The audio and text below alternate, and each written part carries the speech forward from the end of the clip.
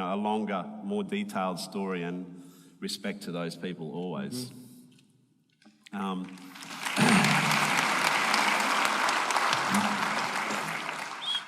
It truly amazes me the sheer volume of people that are inspired by Sadhguru. I guess for Australians, we feel a very long way away from the spiritual heartlands of India. But on behalf of Australia, we welcome Thank you. you with great sincerity and with great anticipation as well for this evening, which I'm sure will not only be enlightening, but will also be a great deal of fun. So on behalf of Australia and Australians, we're a very multicultural society, as you can see by the faces in the room today. The definition of Australia is the faces that we see in front of us, from India, Pakistan, Sri Lanka, England, our real sort of heritage lands, Scotland, Ireland, Wales, South Africa. We truly are represented by... You're missing the Chinese. Chinese, Japanese. Geez, we've actually, let's not even get there, because we could list every nation on the planet that's sitting right in front of us tonight. So thank you so much for joining us tonight. Over to you.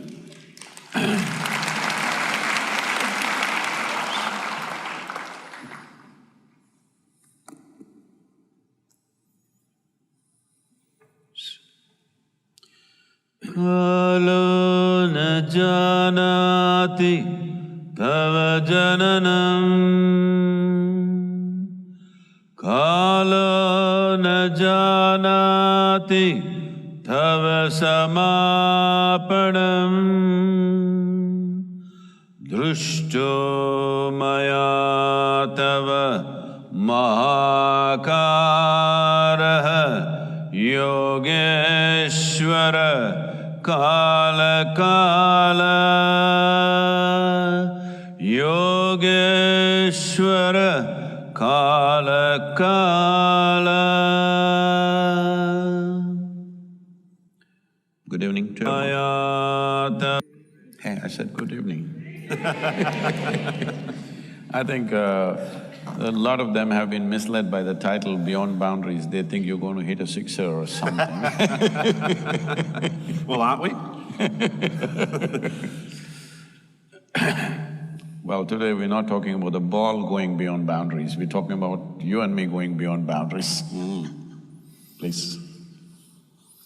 It's a beautiful occasion, as always, when you get a lot of people in a room.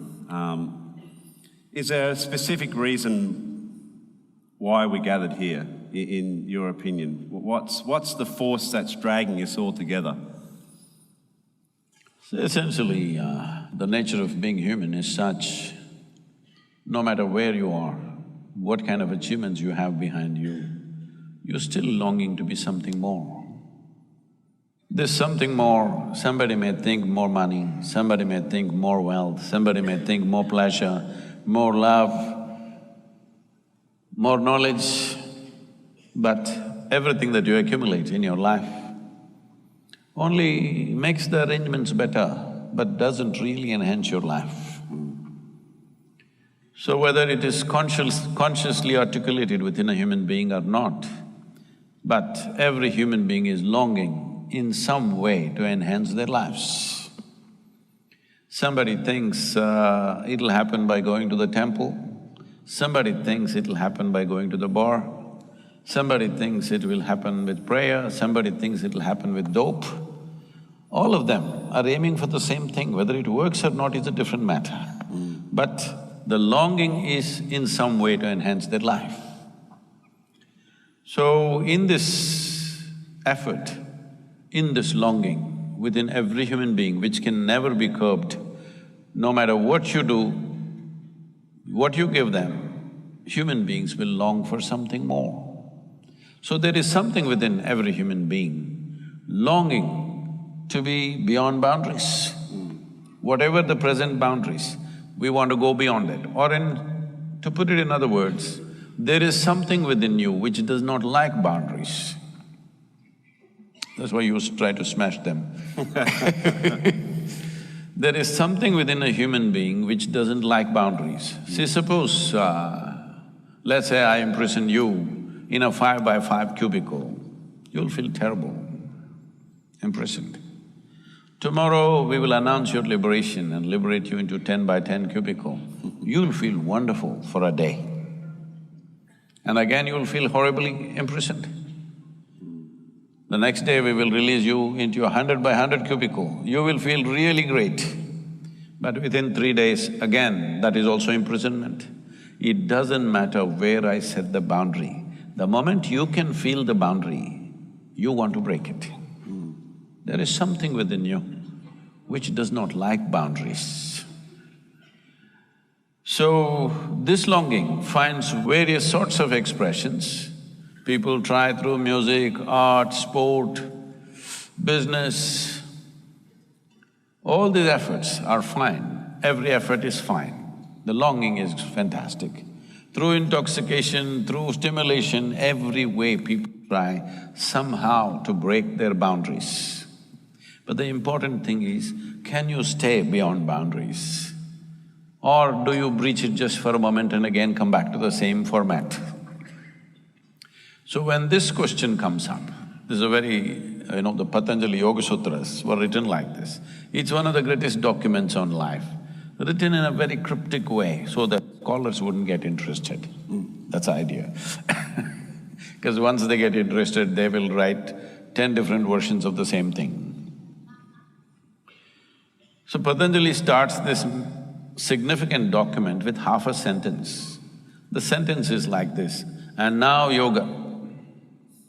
That means you tried money, you tried wealth, you tried relationships, you tried love, you tried pleasure, you tried intoxication, you tried all kinds of things. Everything did something to you, but you know it is not settling you. And now yoga. Happy. So yoga does not mean twisting and turning. Yoga means union. That is, consciously you obliterated the boundaries of your individual nature. Because your individual nature is just your imagination. As you sit here, your boundaries of your body and your mind are just your making. Right now, constantly you're breathing. It is happening in many different levels, but in a most fundamental way, you're breathing. If you close your mouth and hold your nose, you understand you cannot live within your boundary. You have to breach the boundary every moment, otherwise you cannot exist. This is not just in the level of your respiration. Every cell in the body, every atom in the body is in some kind of transaction. If you stop it, you cease to exist. So your very existence is not within the boundaries, but within your psychological framework, you have this sense of, this is me. This is because, see, this solar system, the very solar system in which we are, is a tiny speck in this cosmos. In that tiny speck, planet Earth is a microspeck. In that microspeck, Brisbane is a super microspeck. In that, you are a big man. That's not a small problem. And in the middle of nowhere, we don't know where this cosmos begins, where it ends. Here we are, sitting on this little mud ball and talking all this stuff. Yes, and we think we are doing it. That's the most incredible thing. See, all this mistake and this confusion has happened because creation gave us an individual experience, though we are like a speck of dust in the universe, though we are a tiny speck, a micro speck in the universe, it gave us an individual experience. We are taking this individual experience rather too seriously and thinking it's real. No, it's just psychological. It's fantastic, it's the magnanimity of creation that it's given us an individual experience. This does not mean you're actually an individual, you're not. You cannot exist for one moment without everything else around you. All these arrangements you did not make, we messed it up, but we did not make the, arrangements of atmosphere, we did not make the arrangements of the planet functioning in a certain way. We did not make the arrangements of whatever comes out of this planet, nourishes us, keeps us well. This is not our making. So, this sense of individuality has been taken too seriously. Because of that, no matter where you are, in which dimension of life you are, you feel somewhere deep inside trapped. So if you think somewhere a little instinct tells you there may be a solution, there you will be. Well, let's focus for a second on collaboration, because as an individual can take it that the Isha Foundation is something which is now a global movement. So talk to me about the spirit of collaboration. I mean, how you've built these organisms like a human body that you might describe yourself as maybe a platelet within the human body, but there's this huge now juggernaut that's walking and talking around the world. Tell me about the foundations of that thought, where it originated from, and then the spirit of the collaboration. I don't collaborate with anybody. Whoever, either they're in front of me or they're not here with me, I make them a part of myself. And this is not my doing, this is the way creation is made. See, you may not be able to stand the person who is sitting next to you, but what they exhale you're inhaling without any problem, isn't it?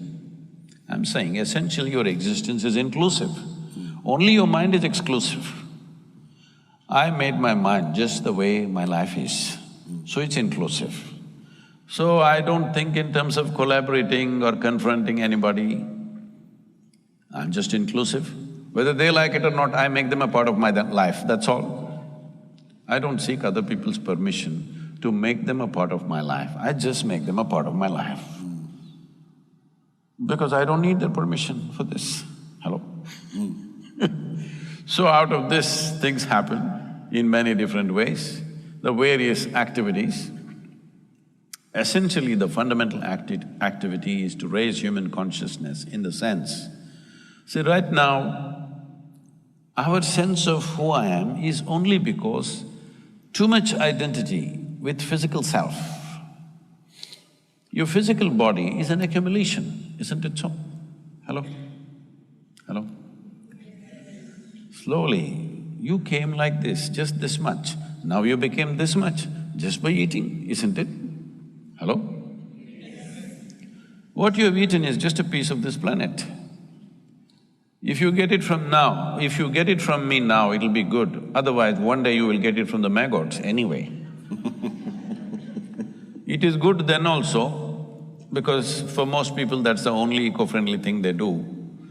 But if you get it now, you could transform your life if you understand the soil that you walk upon, the air that you breathe, the water that you drink, everything around you is actually you happening. Yes or no? Yesterday what was you is not you today. What is not you today could be you tomorrow, isn't it? What was soil yesterday, today became food, tomorrow becomes your body, isn't it? So what you call as my body is just an accumulation. Whatever we accumulate, we can claim it is ours. But you cannot say it's me. See, right now I can say this is my vessel. If I say this is me, you know I've lost it. Hello? But this is what you're doing every day. Food appears on your plate, you say this is my food, you eat it and you say this is me. So, consciousness means just this. If your physical body is dominant, you think, feel, act in a certain way because physical body is always about boundaries. I'm sorry, my physical body is right now leaking a little bit. I need to blow my nose. Translated, Sadhguru, he had a game of golf, he didn't wear enough clothes and he got cold and now he's got a cold. See, he is human. I thought I was playing in Chennai. I once played in Chennai and I lost badly because I didn't have a glove on, and of course it's 40 degrees, well 38 degrees, and the humidity is so 100%. thick. It's just like walking through water. I don't know why there's a water crisis in Chennai, because it is all around your face. Because it's all in the air. They could just they could put a tray underneath you as you moved around and catch that water, and that would be enough water to sustain you for another day. But I played this round of golf, and every time I'd try and hit the ball, the club would go further than the ball, so I thought, forget golf in Chennai. Sorry, you were saying. So, if your body is dominant, you think, feel and act in a certain way because you think through your body, or your intelligence works for the boundaries of your body. So naturally, survival instinct will be the strongest dimension of who you are. When survival instinct is strongest, you always want to build a wall around yourself. When survival instinct is strong, you want to build a wall of self-preservation. The walls of self-preservation are also walls of self-imprisonment. What looks like protection today is imprisonment tomorrow. Has it happened to you or no? In many different ways. Hello? You build a wall thinking this is protection. After 2 days you realize this is a prison you built. Of course, built by you, so you cannot easily demolish it. It takes time because so much investment has gone into it. If you identify with your psychological process, once again the boundaries may be little larger than your body, but still it is a boundary. Because all your psychological process only happens with the identities that you have taken in. Maybe your race, your religion, your nationality, your ethnicity, something. You have taken on an identity. Your psychological framework works within that.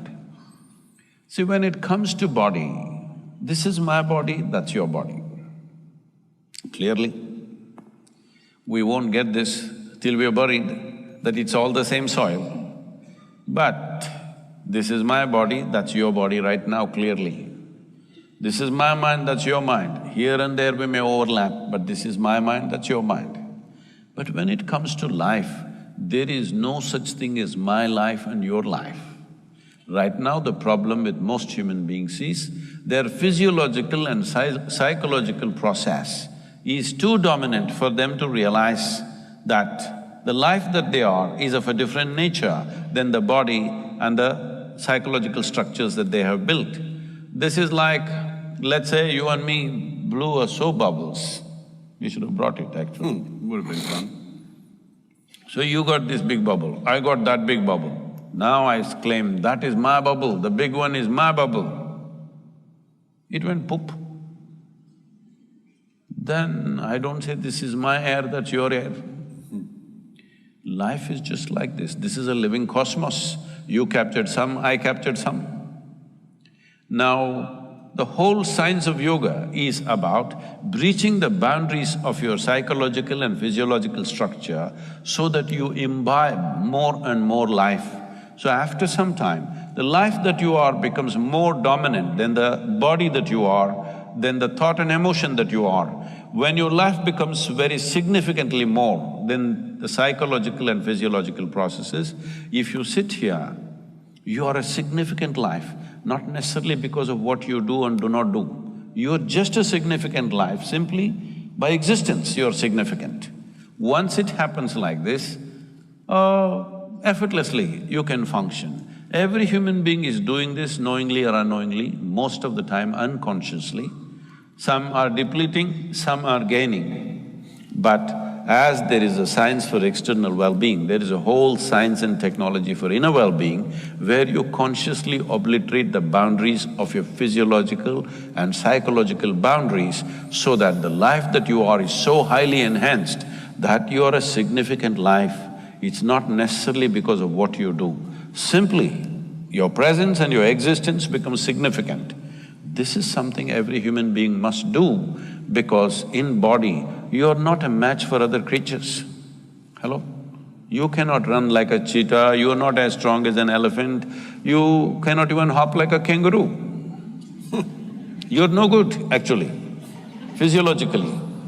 Hello? See… Speak for yourself. No, I'm saying, if you compare yourself with any other creature, what does the body do? It eats, it sleeps, it dies, reproduces and it dies one day. In all these departments, you are no good compared to other species. They eat better than you. There are insects which eat, 50 times their body weight in 24 hours. They sleep better than you. Many of them sleep for 3 months, 6 months at a stretch. They reproduce better than you. They produce in hundreds, thousands, some of them in millions. For you, just to bear one child, how much fuss? They also die better than you without fuss. So physiologically, you are not a great champion, all right? Among humans, you may be… Matthew Hayden may be good, all right? Among humans, not comparable to a rhinoceros or an elephant, nothing, not even to a gorilla, he'll just smash him up. Among the human beings, he's smashing the ball all the time. That's a different matter. I'm saying physiologically, we are not a great presence. Our significance is our intelligence and our ability to be conscious and inclusive. Every other creature always trying to set boundaries because their whole life is about survival. Once you become a human, survival is not the goal of your life. See, for all other creatures, stomach full, life settled. For human beings, stomach empty, only one problem, food. Stomach full, 100 problems. Because what is human unfolds only after survival is taken care of. When survival is questioned, we are also just like any other creature fighting for survival. Only when survival is taken care of, other dimensions of being human come into play. So human life is not about survival. Physical survival is not the end goal of who we are. We are longing to be something more. How much more do you think would settle you? Hello? How much more would settle you? If I make you the king of this planet or queen of this planet, would you settle? No? What do you want? Okay, the solar system? No? If I give you one galaxy, you will want the next galaxy. This is the nature of being human. Doesn't matter where the boundary is. The moment I see the boundary, I want to break it. So there is something within you longing to become boundless. If you do not find expression to this, do not matter what you have, you remain somehow unfulfilled. So this is what yoga means, that you breach the boundaries of your physiological and psychological nature, that if you sit here, you're a complete human being within yourself. Tell me this then, if our strength is only in our intelligence, why are we making such dismal decisions as a humanity? Why can we honestly say that history does repeat itself? And we're talking about all sorts of global atrocities. If we're so intelligent, if that is our strength, which I agree 100% with you on, the fact is that we've got boundaries in terms of our physicality, acknowledge that for sure. See, you know Charles Darwin? You have a city called Darwin, I think, right? Named after him. He said a goat could have become a giraffe in so many million years. A pig could have become an elephant in many more million years. But a monkey became a man rather too quickly. Yes, so quickly that anthropologists believe that there is a missing link somewhere. Today, modern genetic scientists are saying the difference between a chimpanzee and you is in terms of DNA. The DNA difference between you and a chimpanzee is 1.23%. 1.23% is not much of a difference, isn't it? So physiologically, that's how close you are to a chimpanzee. But in terms of your intelligence and consciousness, you're worlds apart from a chimpanzee. So right now the problem is just this, you have an intelligence for which you don't have a stable enough base. Because of this, people are using their intelligence to poke themselves all the time. They don't need any outside help. If you just leave them alone, they will suffer. So they may call it stress, they will call it tension, they will call it misery, they will call it madness, they will call it so many things. Essentially, it's about your intelligence turning against yourself. So, nature has endowed you with an intelligence, with a phenomenal capability. Anything which is a great possibility, if you don't take charge of it, it will become a huge problem. Right now, human intelligence has become a massive problem because most people have not taken charge of it for their well-being and everybody's well-being. They're using it to hurt themselves. Once you use it to hurt yourself, knowingly or unknowingly, you will also hurt everything around you. If you are suffering, you must understand this. It is not because of any situation around you. You're simply suffering because you do not know how to handle your own intelligence. That is the problem that you're seeing on the planet. Expectation. We were talking about it before we came on stage in a cricket context. T20 cricket is, something that people love. They love the sixes, they love the fours. But using that metaphorically, converting that into conversation around humanity, is there a false expectation? Is that's what also setting up humanity for both the positive aspects but also, those pitfalls within that expectation? Or is it as simple as just keeping it to the moment? Because as an athlete, I lived and died by the moment. If I was out of the moment, then I was like you holding that cobra up. I was 1 second away from being out of play. Oh, you went only to the pavilion. If you don't handle the cobra right, you go… All the way. To where? Where do you go? See, now you're getting somewhere, huh? What you saw, that's a king cobra. Well, he has enough venom to kill an elephant. If he bites you in the limbs, you may have anywhere between 40 to 90 minutes. If he bites you in the body, you have 6 to 8 minutes. But he won't bite me. See, I'm not holding him by his head, just holding him like this. He can… at his will, he can turn back and bite, but he won't bite because his venom is precious to him. It's very precious to him. Venom is among the highest or the most intense forms of protein on the planet. To manufacture that, he has to work hard. He's not going to just waste it on me. Unless I look like a threat to him. If I have to look like a threat to him, he's not judging by his vision, he's reading my chemistry. If he sees a little bit of agitation in my chemistry, he will go for me for sure. Otherwise, he will not go for me. So if we want to know you're really peaceful or not, all the cricketers must be put, all the batsmen, whether they're really peaceful or not, we can put them through a cobra test.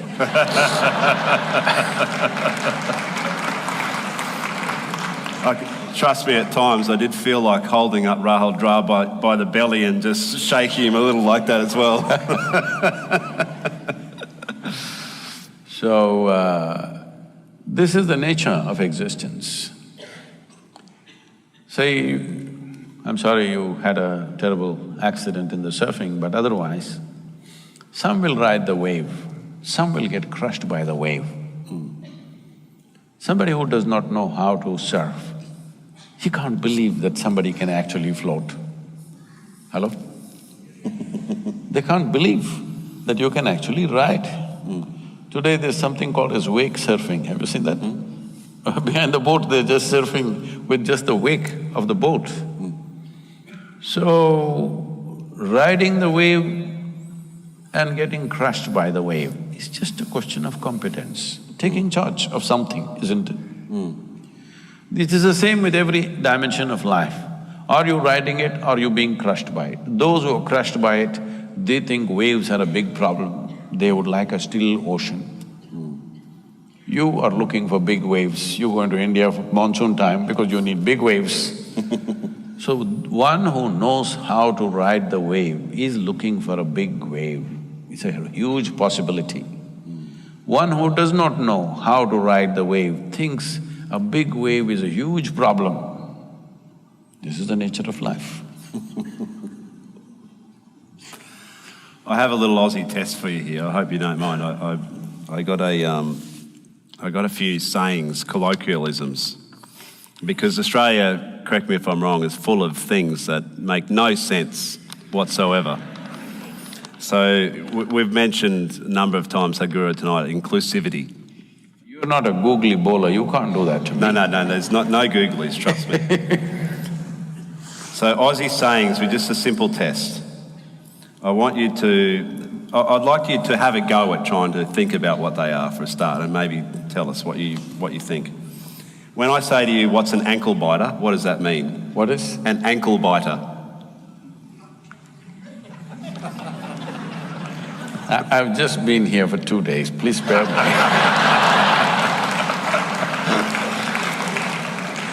You can have your own back, by the way. You can have your own back.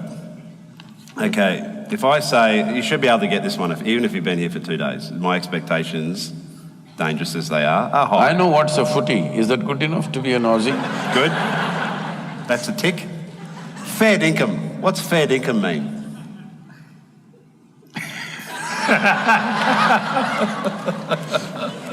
I love it.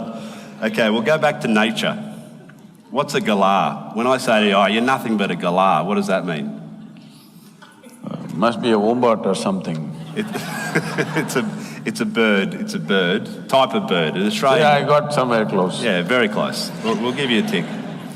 When you say hard yakka, as an Australian term, we often refer to something, I'll say, yeah, we'll get it over the line, but she's real hard yakka, mate. What does that mean? A girl.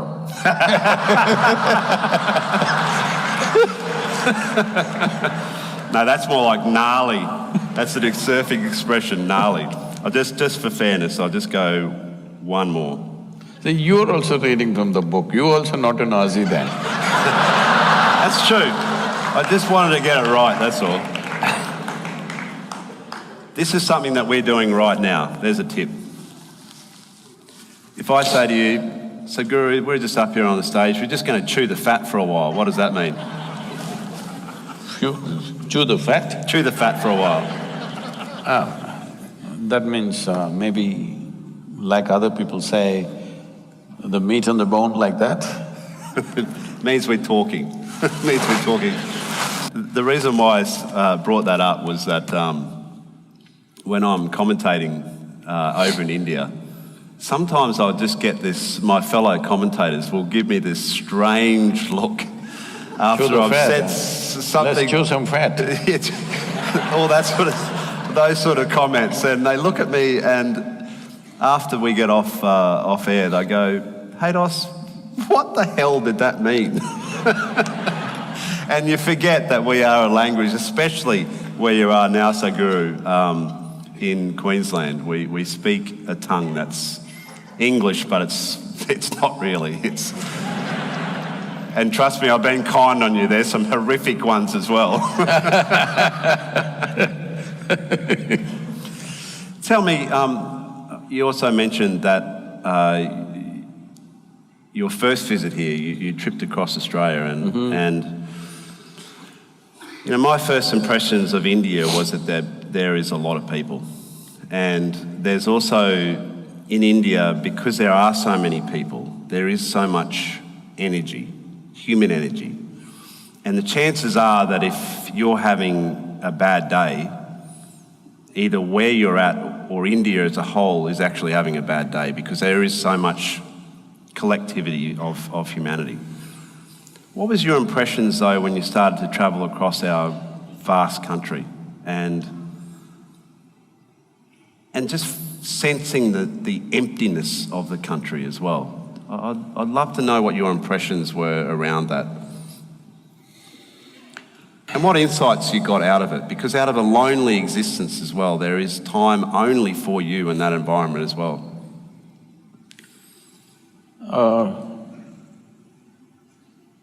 Personally, I've spent a lot of time by myself in the jungles of southern India, in the Himalayas. Now every year I spend time in Tibet.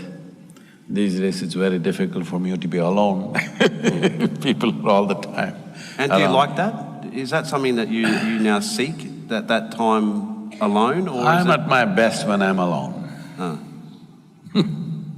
And why is that? Why do you think that is? Because I don't mess with myself. People sit by themselves and mess with themselves and make a mess out of themselves. If they stay alone, they'll go crazy, a whole lot of people. If one enjoys being alone, it means they are definitely better organized psychologically, emotionally, far better organized than others. One of the important processes of spiritual sadhana we give, the tools that we offer, is always to go into silence. People go into silence. From 3 days to 3 years, 4 years like this, people go on silence, not saying a word to anybody. Well, in today's world where if they're having breakfast, they must take a picture of the breakfast, I'm having breakfast, if I'm going to the toilet, I'm going to the toilet.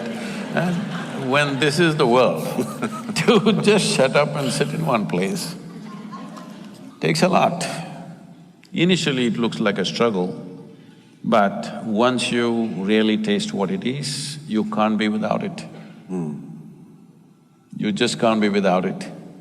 So it's like this.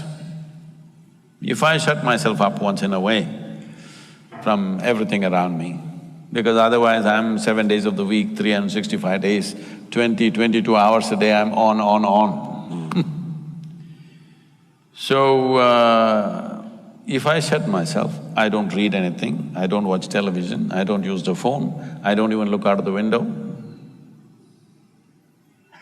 Because there is a phenomena of life within you which is far bigger than all the entertainment you have.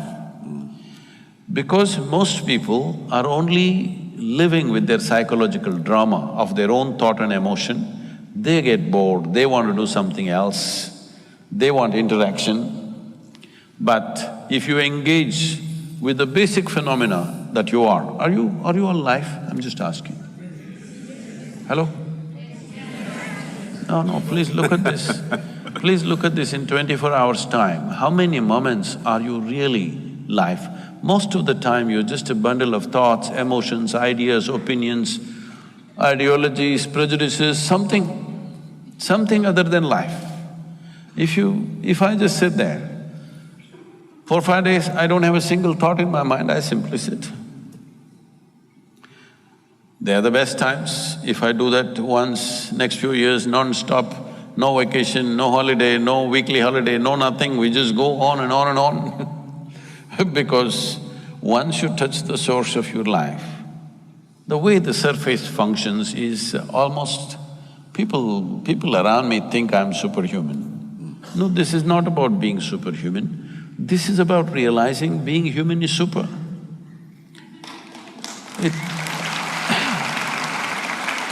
It is not for nothing, that we are the peak of evolution on this planet. Hello? Are we? We are the peak of evolution on this planet. It's to make you the way you are. It took millions of years of work. Nature has worked millions of years to get you to this level.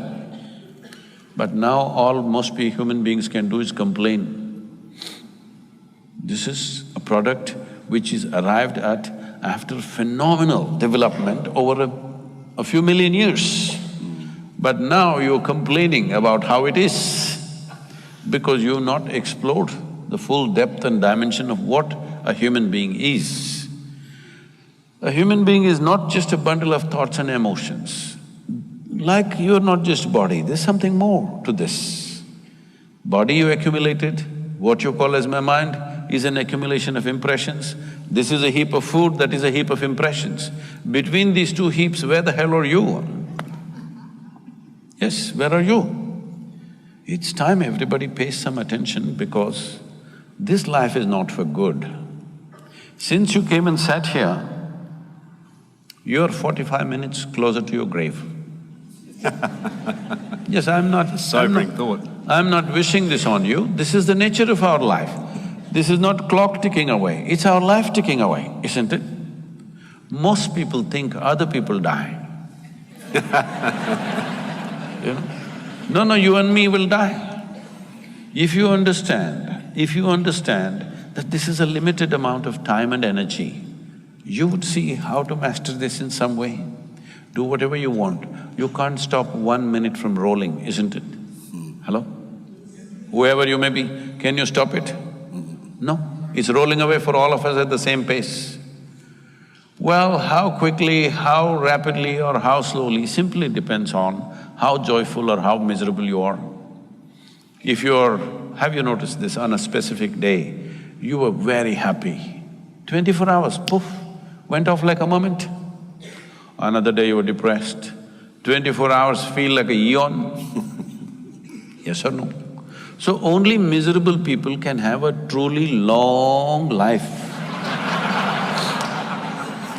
If you're really joyful, if you're very joyful, before you know what's happening, it gets over. For the possibilities that a human being has come with, if you live to be 100, it's really nothing. 100 is not a long life. 100 is nothing if you're really ecstatic, it'll just pass away like this in no time. If you're miserable, every day feels like 100 years.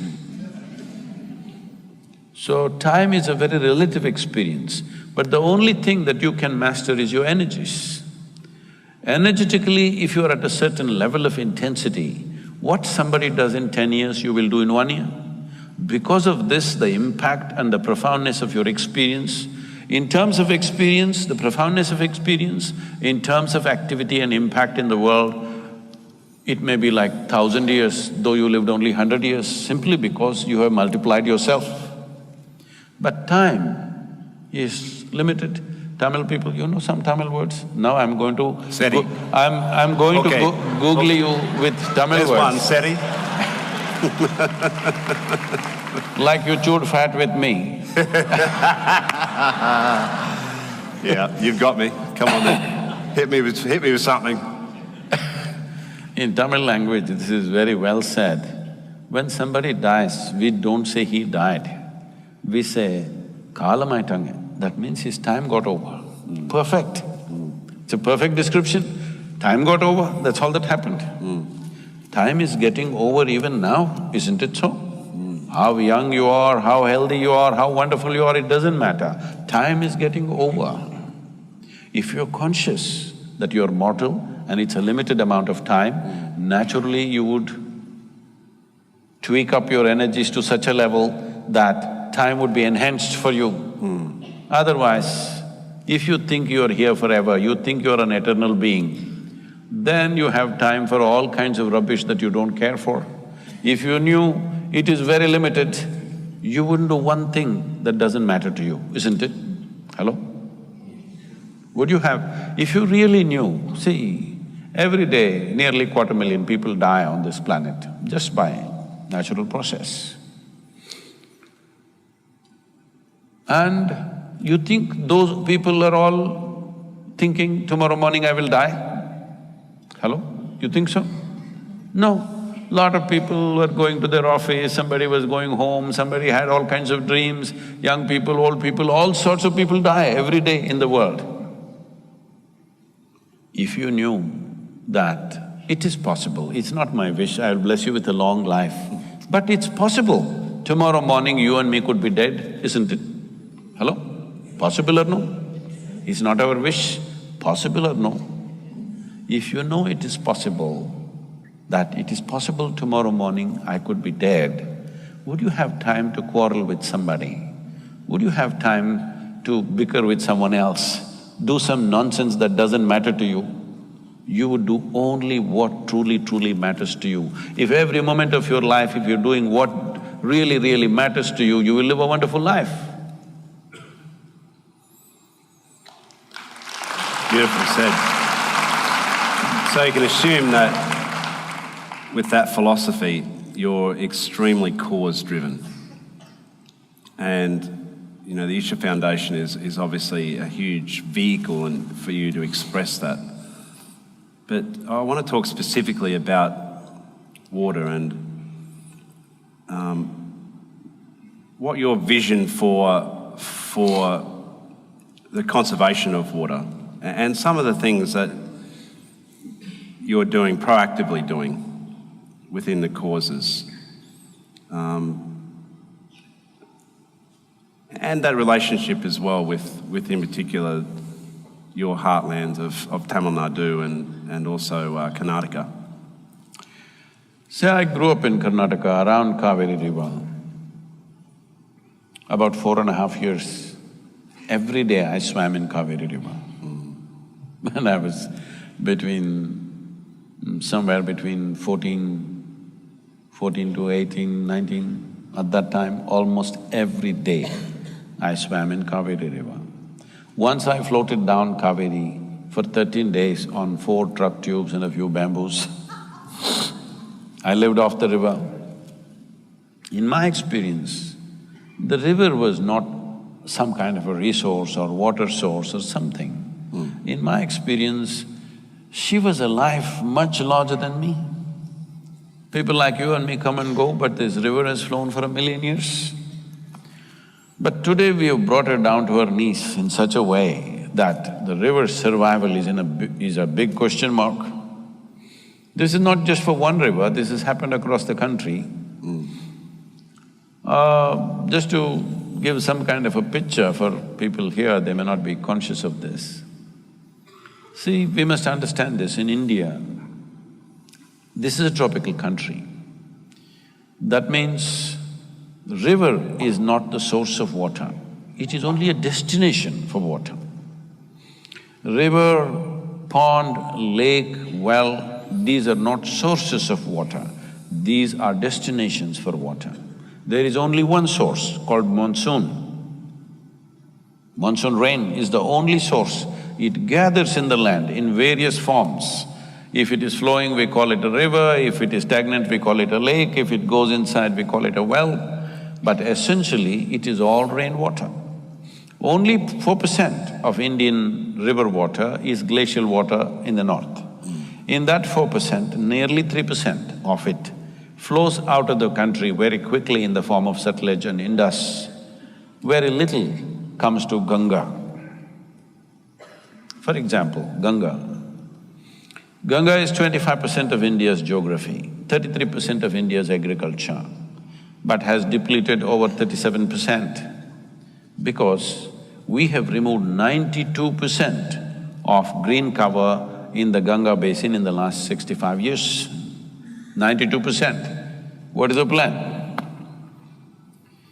Narmada has depleted over 60%, Godavari has depleted over 40%, Krishna has depleted over 70%. Almost 7 months of the year it's almost dry throughout. Cauvery has depleted, according to studies, 40 to 44%. But in my personal experience, see, they are studying this like this. The entire year's water flow, so many million liters or trillion liters, and compared to how it was 50 years ago, now it's gone down 40%. But leave the monsoon time, at that time there is water. Let's say you take September, October. In the month of October, if you go and see Cauvery, how it is today, is only 25 to 30% of what it was when I was 10 years old. This has happened because we have removed 87% of the green cover. Simply, rampantly, one thing is agriculture. I remember this very well, 40 years ago when I was living on a farm. At that time, it was very common for every farmer to have at least a few trees on his land. This was his insurance. In Karnataka especially, this culture was very strong, where they will name the tree after their daughter or their son. They say, this is for the girl, this is for the boy, this is like this. So when the girl's marriage comes, they will chop one tree, wedding is taken care of. Boy wants to go to the university, one tree, that is taken care of. So always trees were there in the farmland. But 40 years ago, when really these chemical fertilizers came in a big way, till then we were very organic. When chemical fertilizers came, I know this very well because I've heard people coming and campaigning. These companies came and campaigned in the villages of India, saying that if you have trees in the land, their root systems are aggressive, they will eat up all the fertilizer. You have to take away the trees. So we took away millions and millions of trees across farmlands because they thought chemical fertilizer will be wasted on the trees. So today we've come to a place where groundwater has depleted tremendously, river water is going away, every water source is just depleting. But in the last 100 years, there is no big change in the amount of rain that is happening in the subcontinent. So the rain that is coming is the same, it is just our ability to hold it in the land is gone because the green cover is gone. Without the necessary organic content, you cannot hold the water in the soil. When rain comes, how slowly it moves towards the river will determine how long the river will flow in the year, how many months it will flow. If it moves rapidly, within 3 months it'll be over, it goes slowly, it will flow for 12 months. This is all the thing is. There's a very wonderful… I can do another googly, Tamil googly for you. In Tamil language, there is an ancient saying which says, Nadandu vandada Cauvery valam, odi vanda vellam. This means only if Cauvery comes walking, she brings wealth and prosperity. If she comes running, she'll bring disaster. So how do you make a river walk? If a river has to walk, there has to be substantial vegetation, that the water that comes down in the form of rain is held in the land and slowly it moves towards the river. Today, this whole understanding of river systems is been lost completely, because if you say rivers, I see so many people of Indian origin, you ask them what are the rivers, they will name 7, 8, 10, 12 rivers, major rivers. They will say Ganga, Narmada, Godavari, Krishna, Cauvery. But you need to understand, a river doesn't exist by itself. For example, Cauvery has over 120 tributaries. And most of these tributaries don't even flow for 3 to 4 months in a year. They were all perennial streams. But today, most of them are not flowing more than 3 to 4 months. Cauvery is not touching the ocean for over 6 months. She's receding by the year. This is happening mainly because there is no green cover. So, this project, what we have taken up called Cauvery Calling, is an offshoot of Rally for Rivers. Rally for Rivers was done with the intent of changing the policy framework. We are 100% successful in this because the policy that we offered to the central government was accepted in toto. They put it through the scientific tests and then the economic tests, and they found it as an ideal policy, and this was recommended for all the 29 states as official policy. And about 4 states are proactively pursuing this policy. Another 3 to 4 states we have memorandum of understanding and we are working with them. But many other states are just not doing anything about it, though, because a river is a concurrent subject between federal government and the state government. Center can only advise, it's the state which needs to act. So where they have not acted, there you see serious water issues. So now Cauvery Calling is a different level of project. We have taken another project in Maharashtra. You wouldn't know, there's a place called Yavatmal, there's a Vagari river. Are there Marathi people? So this is known in the country, unfortunately, as the suicide capital of the country, of India, because maximum number of farmer suicides happened. Now in Tamil Nadu and Karnataka, this is becoming a, like a regular yearly score is happening. Today in Tamil Nadu, 83% of the farmers are considered to be under distressed loans. 77% of Karnataka farmers are under distress debt. What a distress debt is that they have no means to pay the money which they have taken. It doesn't matter how much farming they do, they have no means to pay. This means either they have to sell the land or run away somewhere or hang from a tree. These are the options we are giving them. We are driving a whole mass of people in this direction. This has happened for a variety of reasons, but the fundamental reason is lack of rich soil. What was a very fertile soil, we have farmed the same land for over 12,000 years. But today in one generation, we are turning it into a desert-like space, mainly because the only way you can enrich the land is by the leaves of the trees and by the animal waste. Trees are gone long time ago, animals are all traveling to other countries. Now, there is no leaves, there is no animal waste, there is no way to recoup this soil. Out of 160 million hectares of arable land in India, 104 million hectares have been identified as distressed soil because there is no leaf, there is no animal waste.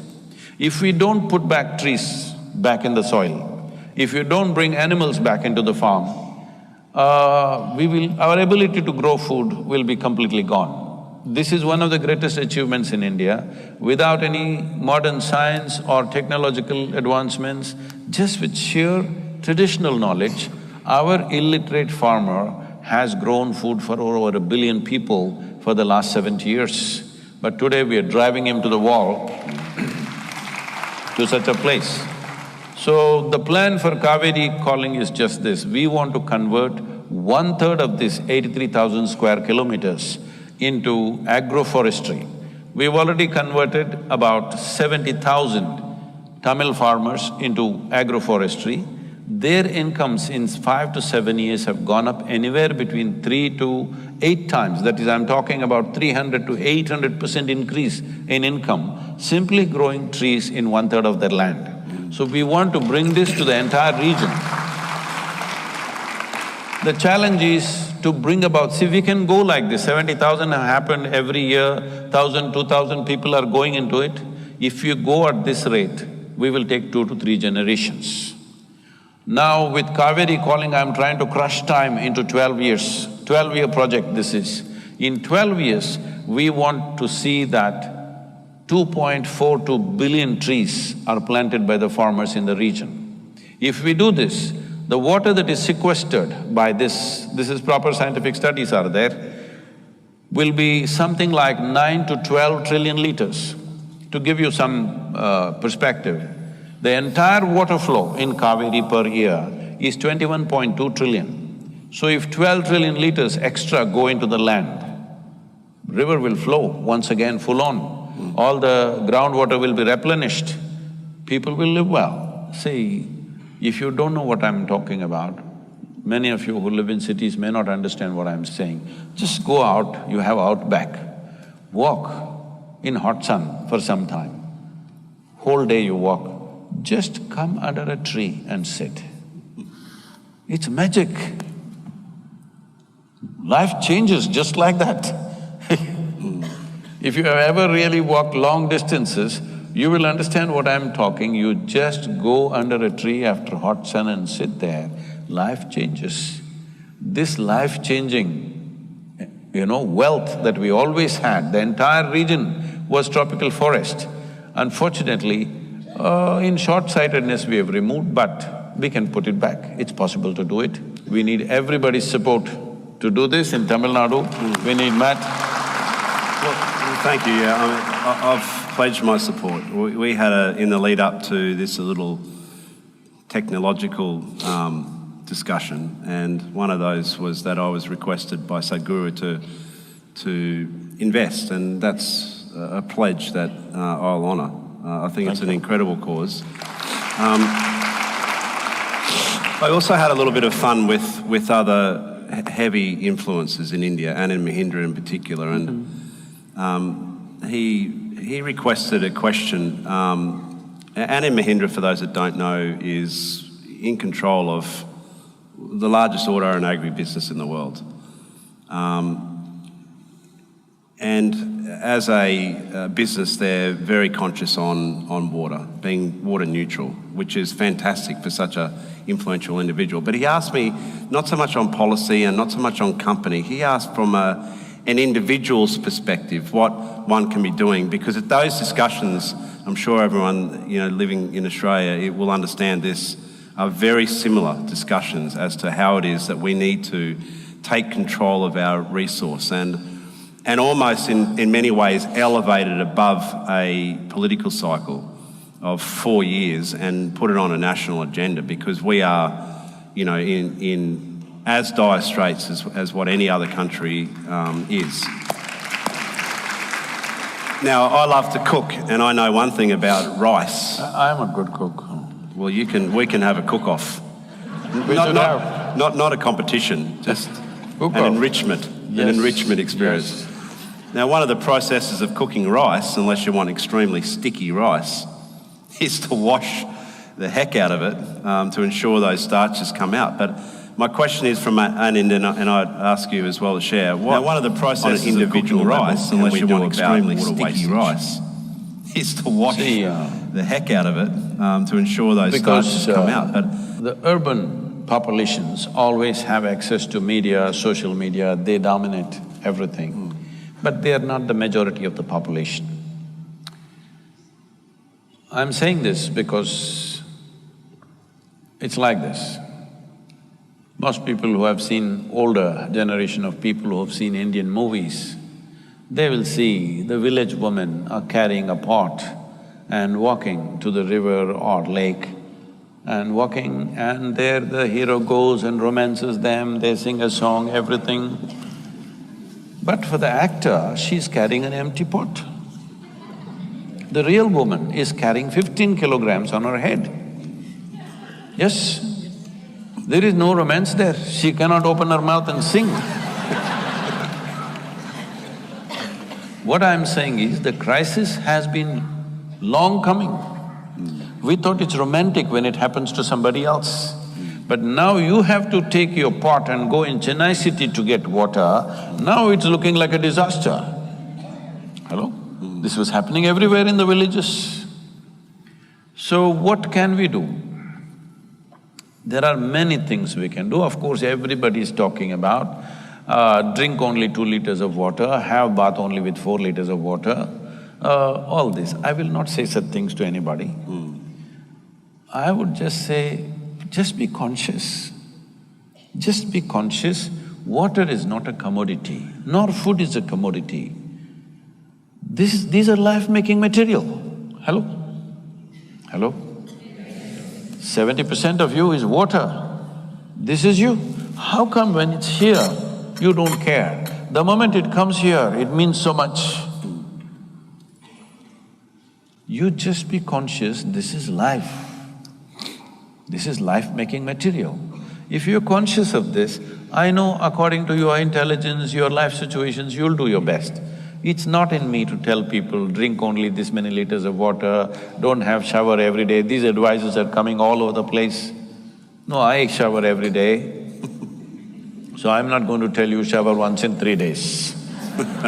Nor if you shower once in 3 days, I don't want you around me either.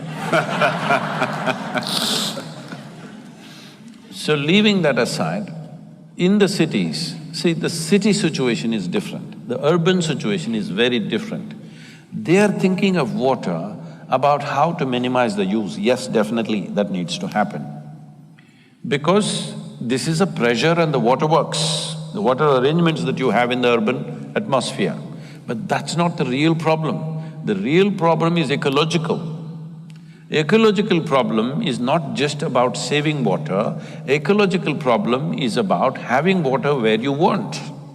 When I say having water where you want, in the last million years ago, how much water existed on this planet? Even today, the same amount of water exists on the planet, except for a few bottles of water that the astronauts took out there and, they left it on the moon, I believe, some of them, the American astronauts. They might have left a couple of liters.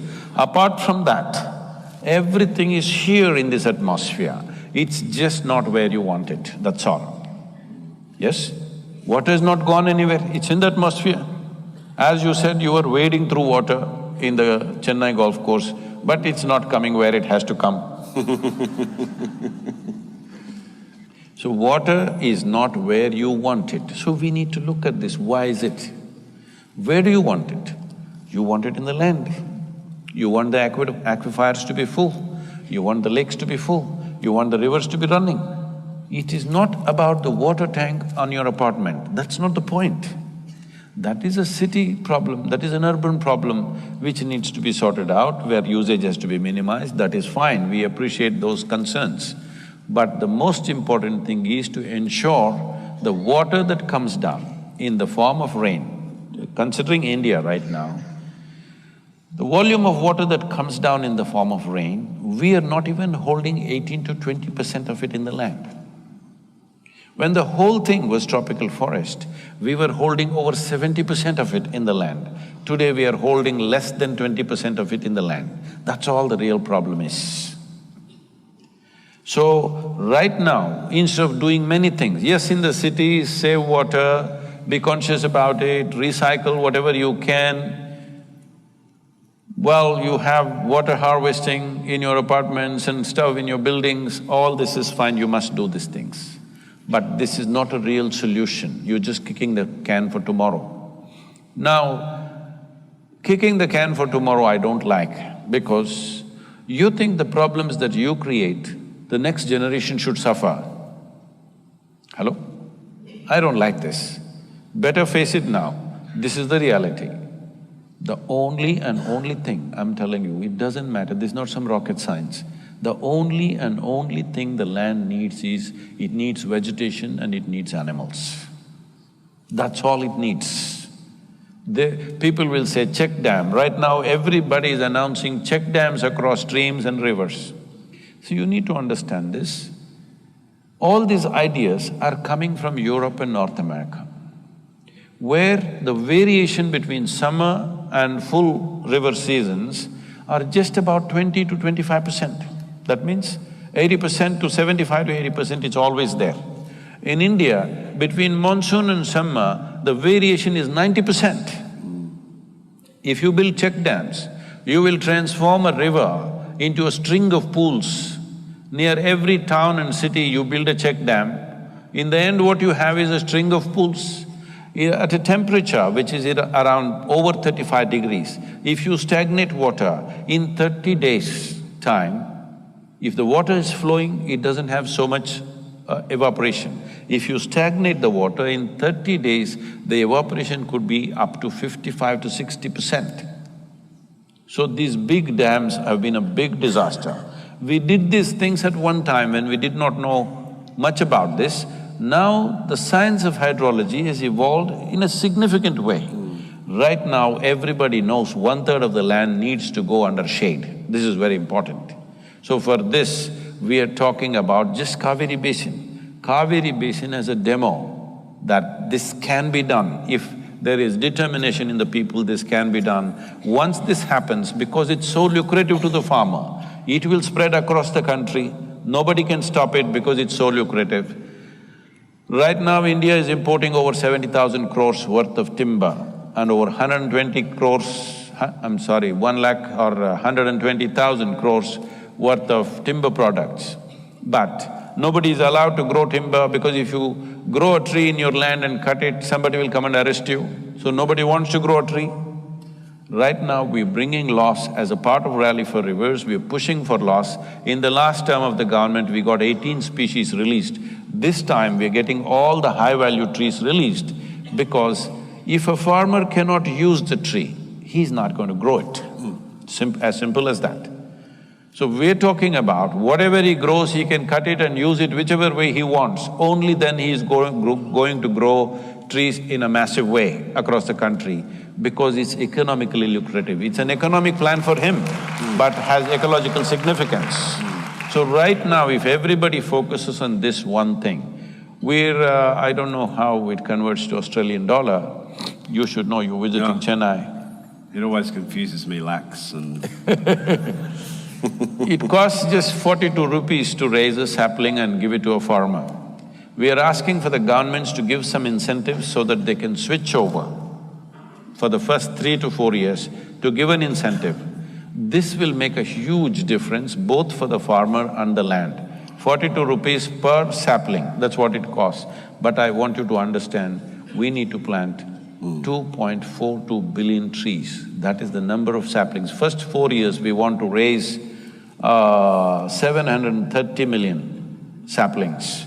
For this, preparations are going on all across the Cauvery basin right now. We have 33 nurseries in Tamil Nadu. The Karnataka nurseries are being built up just now. If this one thing we do, for me, how I am looking at it is, at least we must leave Cauvery the way the previous generation gave it to us. This much responsibility we must have. Just to close the loop on that, how can these guys make a difference? Well, you can plant as many trees as you can. 42 rupees is all it costs. I don't know what it costs. Can somebody say in Australian dollars? Huh? Less than $1 per tree. So you can plant 10, 100, 1,000, million, whatever you're capable of. Everything matters, even one matters. Have we got a roving mic? Can we take any questions? Yep. It'd be Is there a moving microphone? It'd be lovely to hear. We've done a lot of talking and we'll do a bit more, but it'd be lovely to hear some specific questions. So maybe, I don't know who's the judge. Maybe you can be the judge. But yeah, here we go. Thank you very much, Sadhguru, for coming to Australia. My question is regarding, because I've been following most of your videos. So you always mention about the need of collaboration of other people to be successful. So you always mention that to be successful, that's the only time that we need the collaboration of other people. For other things like our energy and our emotions, everything can come from within. My question is that because environment and other people and society and everything can have effects on our emotions as well and our energy, how to manage that and not be affected by the environment. So how to be calm and happy and not be affected by surroundings. So how to separate these things together from each other. Sorry, thank you very much.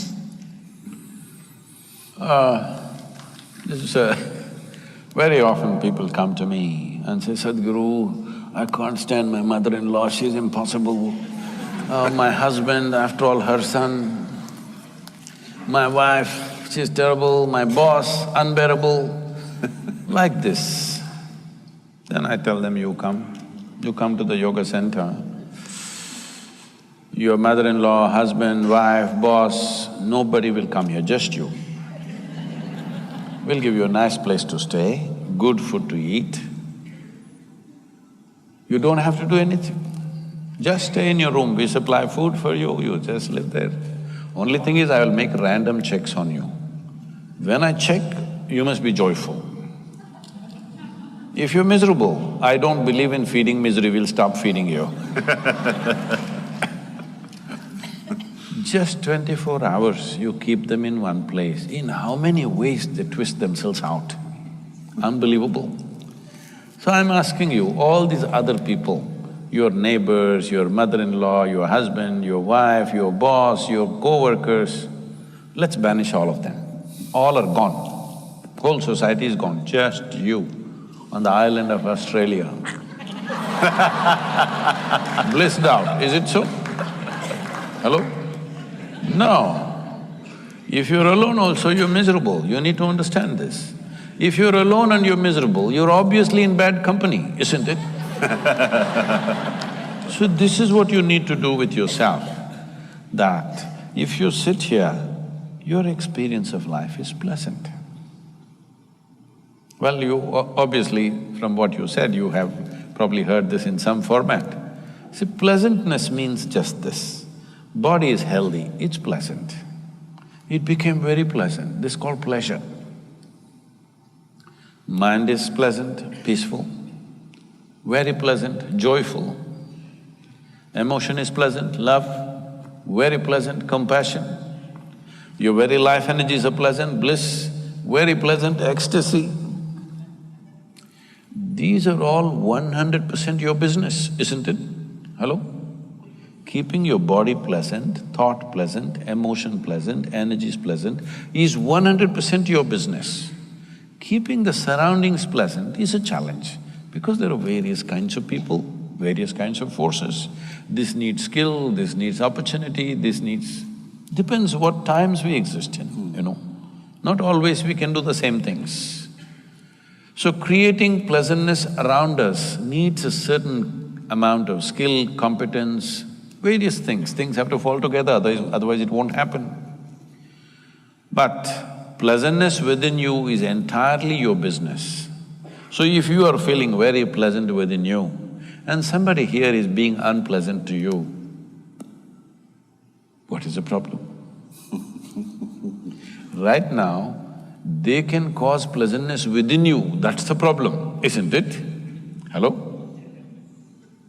See, if somebody can decide whether you can be happy or unhappy, this means this is the worst form of slavery, isn't it so? Hello? Somebody can decide what happens within you, what kind of life is this? What happens within you must be entirely yours. What happens around you is never entirely yours, isn't it? Even if you're just two people in the family, does it happen 100% your way? Why are you nodding like this? What is… you're not married then. Even if there are two people, it doesn't happen your way, isn't it? Little bit your way, little bit somebody else's way, little bit this way.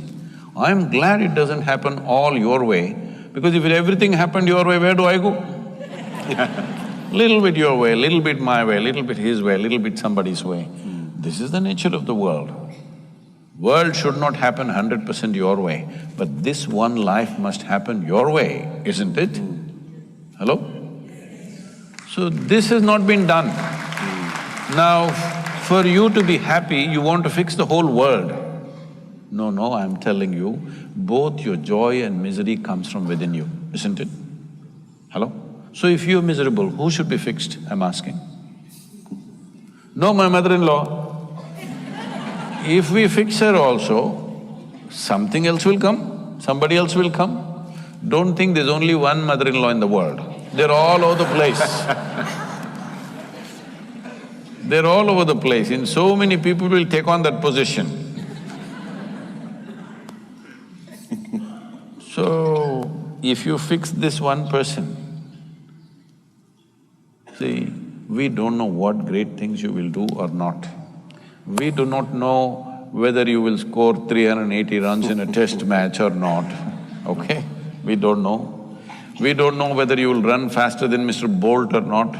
We don't know whether you will climb Mount Everest or not. We don't know whether you will become richest man in the world or not, whether you will become the most beautiful woman on the planet or not. We don't know those things. But at least this much you deserve, that your experience of life on this planet is pleasant. This much you deserve, this much must happen, isn't it? Other things are subject to so many realities. That's not always determined by us. There are many things have to fall into place. Next question, poor old mother-in-law gets a bit of a bad run, doesn't she?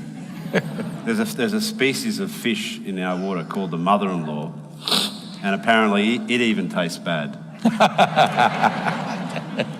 Where's our microphone? Namaskaram, Sadhguru. My name is Harsha. I'm actually from Melbourne, and I'm very lucky to see you here. And hello to Matt, yourself. I'm a big fan of yours as well, like many of us here are.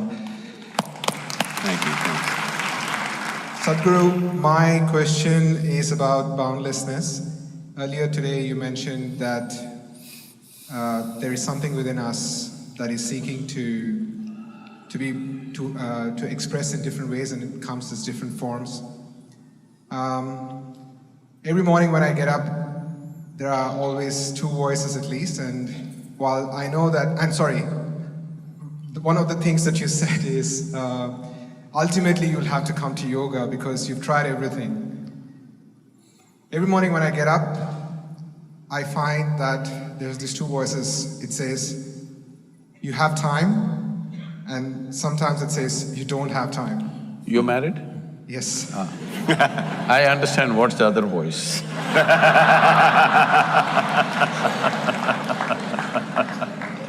So Sadhguru, I think my question to to you after knowing you for a bit, and also we were talking about life sort of continuing in death and so on and so forth.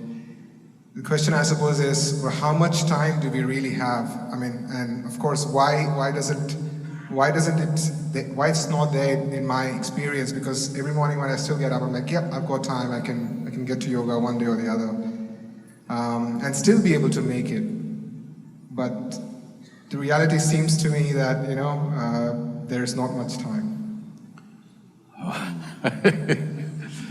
See, first and foremost thing that you need to understand is you're an individual. An individual means you're not further divisible. This is it, this is one unit. In this body, there's one person or two people. Hello? Don't look at your wife and say that, you tell me it's okay. One or two? Only one. If you're feeling two, this means you're either schizophrenic or you're possessed. You need either a psychiatrist or an exorcist. Don't do that to yourself. Don't do this two-voice business, because initially it looks like good entertainment. After some time, if it takes on, it's very painful. Mental illnesses are not fun. Everybody plays with it. See, when you get angry with somebody and what you want happened, what do you tell your friend? I got mad with him and he did what I wanted.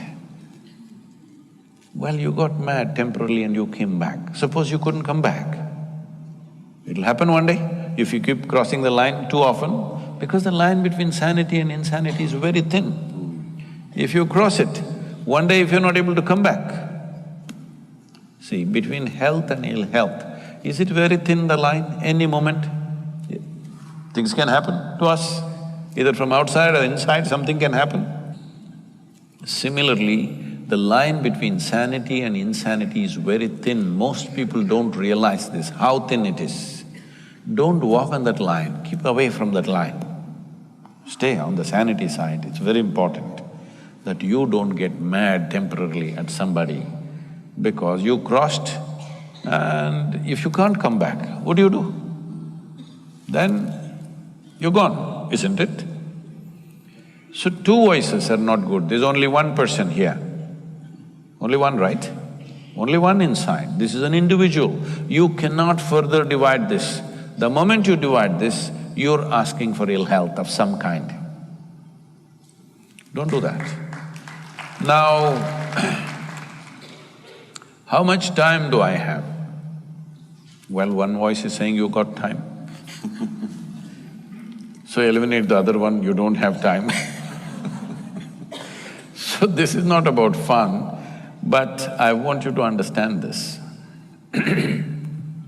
It's like this. If you… Can I tell you a story? Okay? Because you think this is a serious question. I want you to just understand this one thing. Why a whole lot of human beings have become a mess is they've taken themselves too seriously. They don't understand. Before they came here, countless number of people lived on this planet and no sign of them, they're all topsoil now. And this one also will be topsoil. You're just a small pop-up. Hello? You're just a small pop-up and you'll pop out. But you are taking yourself too seriously. Believe me, if the whole solar system evaporates tomorrow morning, it is not even mist in the universe, that's how big it is. And that's how small we are. So don't take yourself too seriously. Yes, this life is important for us. Why? Because every life is seeing how to find its full potential. For that it's important. Not thinking something big of you is there in this world, nothing like that. See, if there were dinosaurs in Australia, they would treat you just like ants, isn't it? Suppose you're walking on the street, a colony of ants are going. You just step on it and go. One guy is dead, one guy is half dead, one guy is cut into half. You don't care because they're just ants. So if they were bigger animals than you, they would treat you the same way. They wouldn't even eat the whole of you. They wouldn't even treat you with any dignity. They would just eat one part and throw the other part and go on. Like how you waste food, they would also do it. So much population. Now if the dinosaur comes, he has a feast. Isn't it? So do not take yourself so seriously. This is the biggest problem, that you've taken yourself too seriously. You're just a small pop-up. The important thing is just this, it is the generosity of creation that it's given you an individual experience. Do not misunderstand that. Do not misunderstand this is to make you significant. This is just to understand life is significant, that's all. You just a bubble. You just a bubble, it'll pop anytime. Well, it may last 100 years. 100 years is nothing in the world. Hello? You may think 100 years I lived long and I did so many things. Nothing. Many idiots on this planet thought like you and me. They thought they are very important too. Alexander the Greats have come, where are they? So they were telling me about, I was in Greece and they were saying, Alexander went to India. I said, don't worry. He came to India all right, but an Indian mosquito, that too a female. Gone the emperor. He died of malaria. So do not underestimate a small mosquito, it can kill you. See, we've found something worse than a mother-in-law then, haven't we? No, there is a thing about… Why are we going against mother-in-laws? Oh, I don't know. We need to move on. Yeah. Between in-laws and outlaws, outlaws are wanted.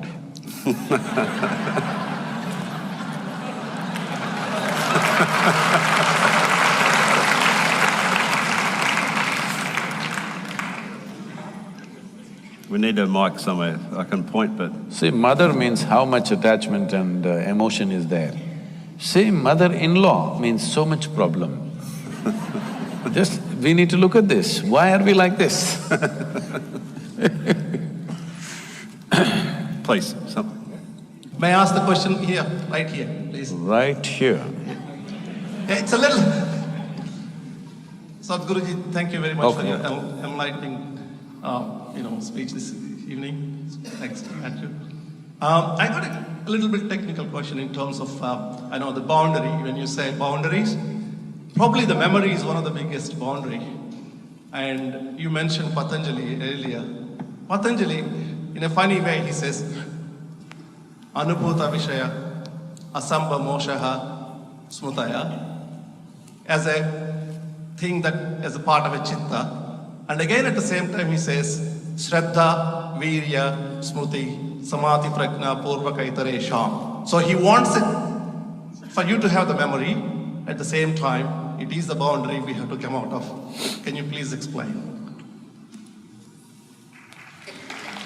Oh, you like the question, huh? it'd want to be a good answer. The expectations clearly are high. Let's chew some fat on this one. Yeah, there you go. In the middle of whoop whoop.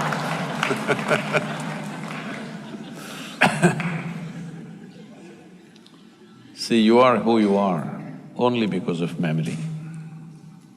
There's conscious memory, there is unconscious memory, articulate and inarticulate levels of memory, there is genetic memory, there is evolutionary memory, there is elemental memory, atomic memory, everything is built into this. Muscle memory. Muscle memory. Oh, that's what I said, inarticulate memory, it is there. Your entire head to toe is just memory. You don't remember consciously how your great-great-great-grandfather or grandmother looked 10 generations ago, but his or her nose is sitting on your face right now, it's not forgotten for a moment. Hello? It even remembers the skin tone, how your forefathers were a million years ago, still remembers everything, isn't it? So your structure is like this because of memory. Your body is memory. Every cell in your body has more memory than your brains has, 1,000,000 times more actually.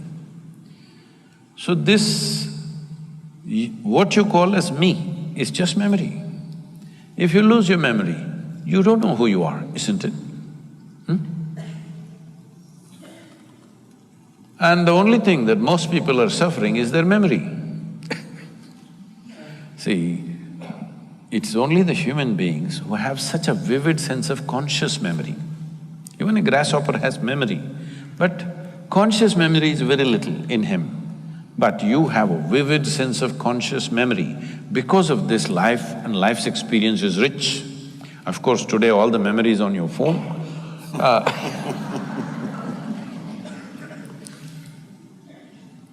But even those machines that we created of computers and phones and whatever is only to enhance our memory, isn't it? Because we saw the value of memory. So memory is the maker of who you are. You are who you are only because of your memory.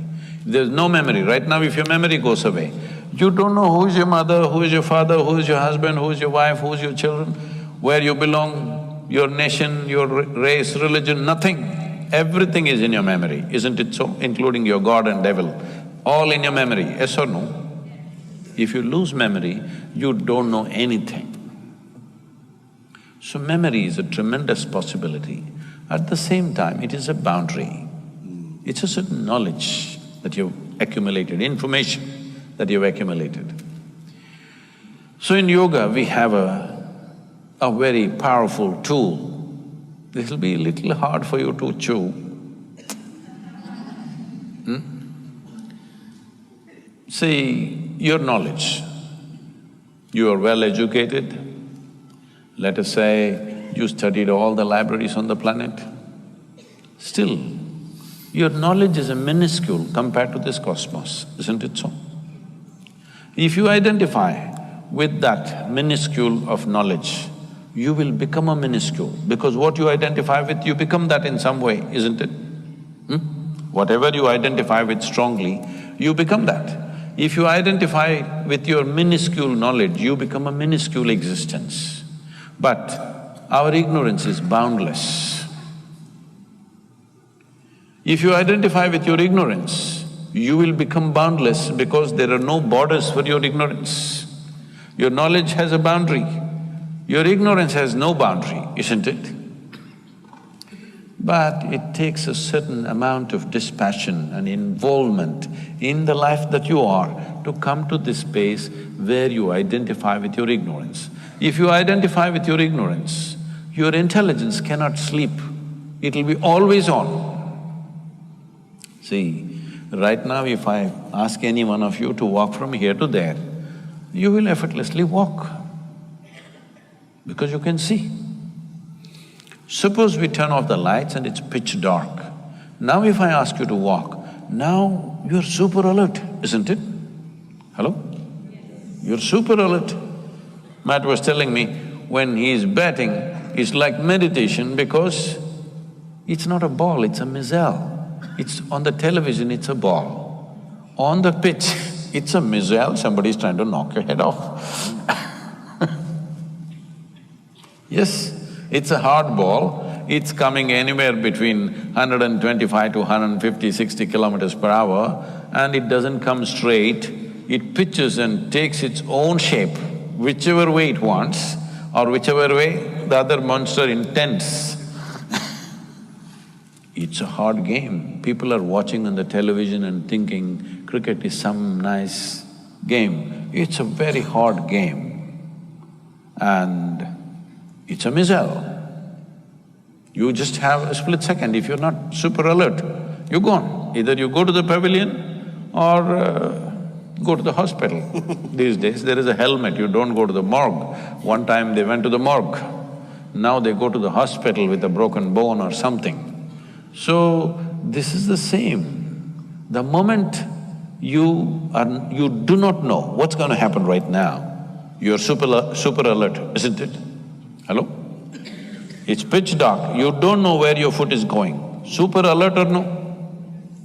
This is what ignorance means. This is the power, or this is the intelligence of ignorance, that if you identify with your ignorance, your intelligence cannot sleep. Even if your body sleeps, it cannot sleep, it's always on.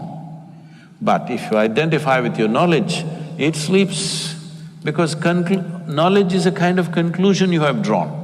Once you draw a conclusion, you will sleep. Sleep is a shorter version of death, isn't it, in a way? Hello? You are dead to the world. Well, you come back tomorrow morning, but at that point you don't exist, the world doesn't exist when you're fast asleep. So, in a way, you're dying. How long you die in a day is up to you. If you're dying 8 hours a day, that means 1/3 of your life you've been dead.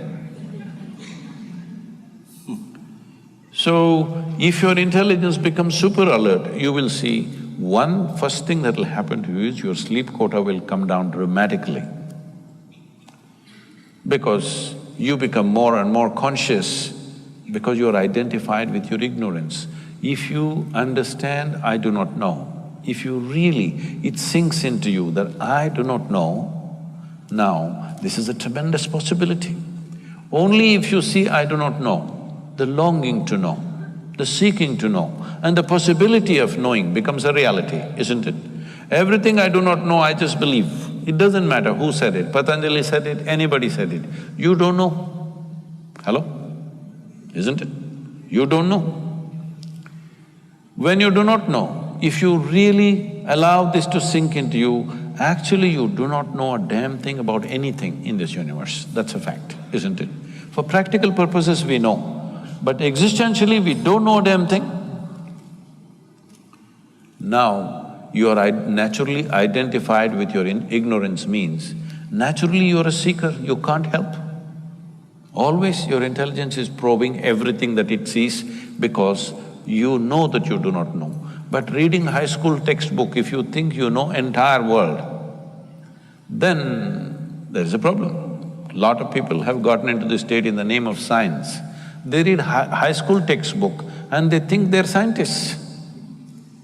This happened in UK. It's a social situation. Oh, why? We'll shift it to Australia. The scene. Came a long way. A social situation where a lot of people, socialites were there, but a scientist also was there. He was not dressed like them, with not much care to his outward appearance. So they sat at the dinner table, a very high-fashion socialite lady sat next to him. And may I ask you, what do you do? He said, I study science. Oh, I was done with that in my high school. So a scientist understands he's still studying science. Only others think he's a scientist. He knows he is studying science because the more you explore, the more you realize how ignorant you are. It's not that more knowledgeable you will become, more you realize how profound is your ignorance, how boundless is your ignorance. So, this entire dimension of moving into an intelligence which is beyond memory, the first and foremost step is this, that you're not identified with what little you know, you're identified with that which you do not know. Now, your intelligence is on. Slowly, it will become free from memory, because memory means repetitiveness, isn't it? Hello? Memory means repetitiveness. The same thing's happening again and again. If memory determines the nature of your experience, which usually does, and for 90% or more of the people, their memory decides the nature of their experience. For this we say traditionally in India, karma case. You're sitting here, stomach is full or empty, whichever way, nothing wrong, nobody's shooting bullets at you, you're fine, but you're little. Why? You're chewing your own fat. Am I getting it? Yeah. Maybe that's where it came from. So, you're chewing your own memory and making yourself happy or unhappy, whichever way. Both ways, your karma. Karma means action. Action means the residual action which remains within you is memory. Memory is not just conscious, it is at all levels. This residual memory is right now deciding the trajectory of your life. To become free from that is a whole effort, which in complicated language he said, and you all liked it. The important thing is you break free from this residual impact. If you live out of your memory, no new possibilities are there. You will do the same things in permutations and combinations, but the same thing. If something absolutely new has to happen to you, you must be beyond your karmic memory. Everything that's stored in you, your genetic memory, your evolutionary memory, you rose beyond that. Now you have a completely new vision of life. This is something that is possible for every human being. Only thing is they've never paid attention to that. They've just not paid attention to those aspects, that's all. Otherwise, it is not the exclusive right of any specially made human beings. It's equally possible. I want you to understand this. When it comes to external situations, maybe all of you cannot take a cricket bat and do what Matt does. Maybe you cannot take a motorcycle and do what I do. Or maybe you can't run like somebody else, or you can't do something else like someone else. When it comes to external realities, we are all differently capable, isn't it? Hello? Is it a wrong word to use on you? Every one of us is differently capable when it comes to the outside world. But when it comes to the inner dimensions, all of us are equally capable. It is just that most people have never paid attention. They still believe that by fixing what's around them, life will be fine. But I want you to understand this much. Compared to how people lived in this world a few generations ago, let's say 1,000 years ago, or even 100 years ago, today, in terms of comfort and convenience, are you not way ahead? Nobody even dreamt these things were possible, yes or no? But still we're complaining. So much arrangement that we're ripping the planet apart. But still, can you claim, are you more joyful or more blissful than how people were 100 years ago? Can you? You're more comfortable for sure. You know conveniences that nobody knew. What even royalty could not afford. All of you are having, most of you are driving chariots with 400, 600 horses. Yes or no? But life has not changed, you must understand, it doesn't matter how much arrangements you make. And also you must remember, in the end there is no container service, this is just for your information. There's no container service, because most homes have turned into warehouses. Just reminding you.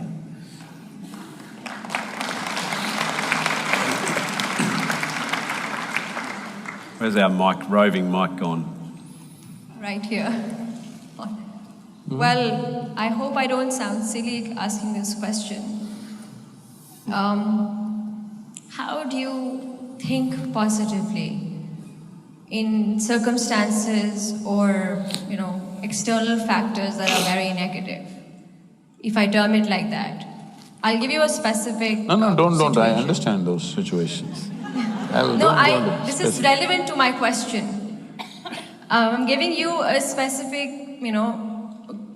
situation here.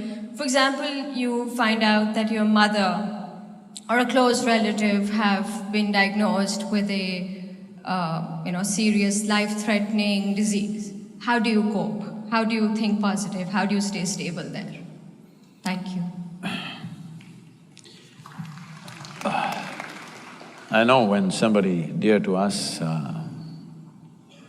their life is threatened or something comes to them, injury, accident, disease, well, it will cause distress. to yourself. But I want you to understand this.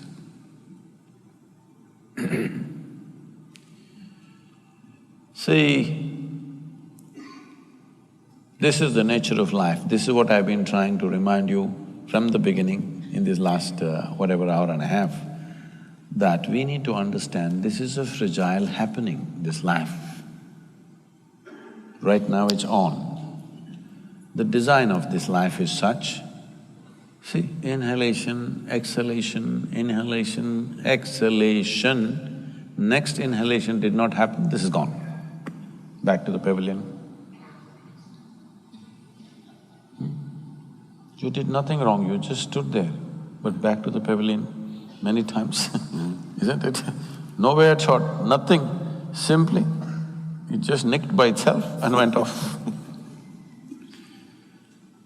So this is the case, this is the nature of our existence.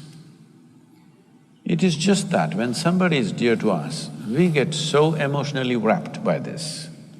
This is simply because you have only one or two or three or four people who are dear to you. I live a life where so many, I don't know the number, so many people are very intimately, very profoundly involved with me on a daily basis. So in my life, how many people that are dear to me I have buried? Don't ask me. It's happening all the time, all right? So right now, the reason why you go through life the way you go through life is because your involvement is very selective, very discriminatory. Only this one person you'll involve because I identify her as my mother. Only that person because I identify him as my brother. But if you knew larger involvement with life, you would understand almost every day you lose somebody who's very dear to you. Yes, this is the case with me.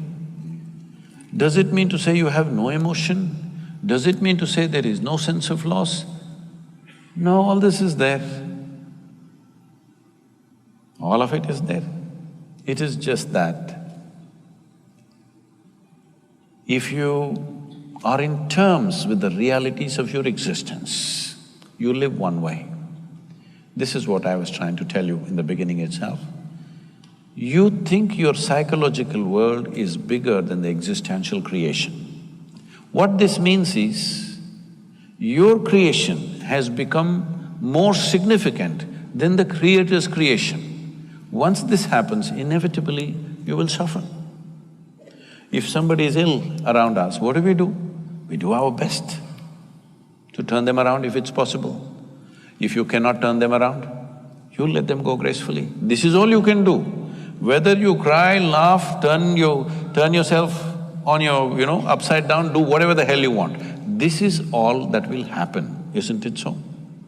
The question is just this, whatever comes our way in our life will come, birth will come, death will come, disease will come, defeat will come, victory will come, all kinds of things will come if you're living an active life. Will you handle it gracefully or will you make a mess out of it? That's all the choice you have, isn't it? Do you have any other choice, I'm asking you? Whatever life throws at you is not your choice. What you make out of it is 100% your choice, isn't it? This choice you must exercise. This choice you must exercise. What life throws at you is not your choice. Who knows what kind of ball is the next ball? You don't know. What life throws at you is not your choice. What you make out of it is your choice. This is the power of being human, that you can make what you want out of it.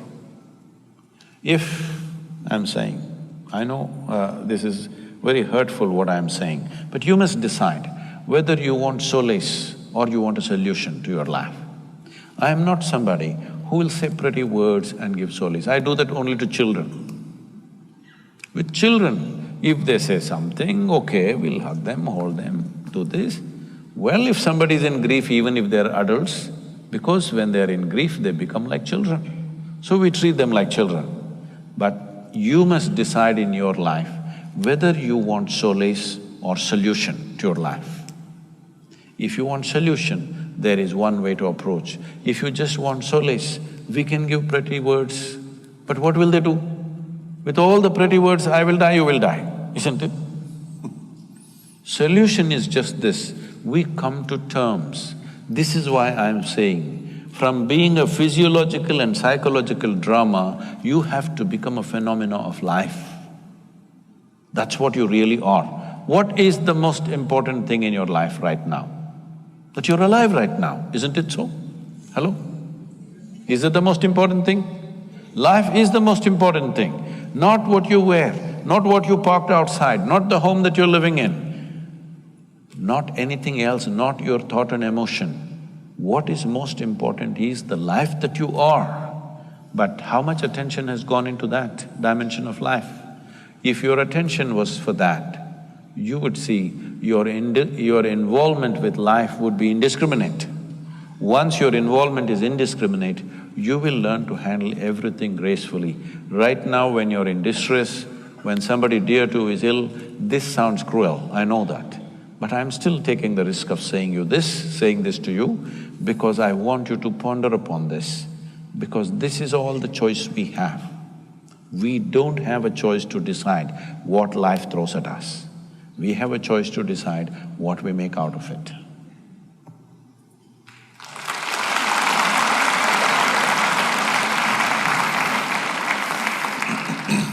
Isn't it? I think we've got time for another question.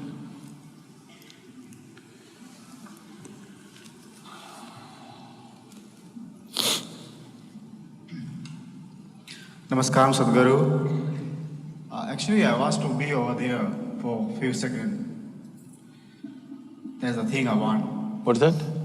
I just want to be over there for a few seconds. Oh, no, you can ask the question from there. Can I be over there for a few seconds? Oh, then why did you take the microphone? Microphone is to speak long distance. So you don't go next to somebody and take phone and talk to each other.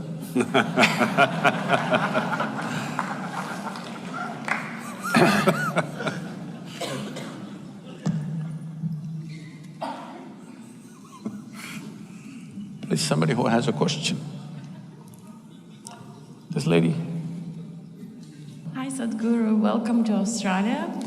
And I have a question. Sometimes we get in a situation when we're surrounded by people who have a very high expectation in terms of us. And when we cannot fulfill the expectation, you start to feel a very terrible feeling of guilt. And it's okay when it's your mother-in-law, you can kind of cope with that, but sometimes it's your parents, for example. I have no problem, I have nothing against her, I just joke. Yeah. And sometimes it's the people who's very close to you, like your parents, and you cannot really fulfill the expectation because you would like to do in your life what you want to do, and obviously it's not what they want. And how to cope with that feeling of guilt, and also what do you think, what kind of relationship should be between the parents and the children? Thank you.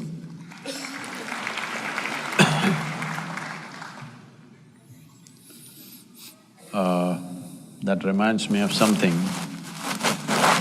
See, one thing is, it's not just between parents and children, just about every relationship, everywhere.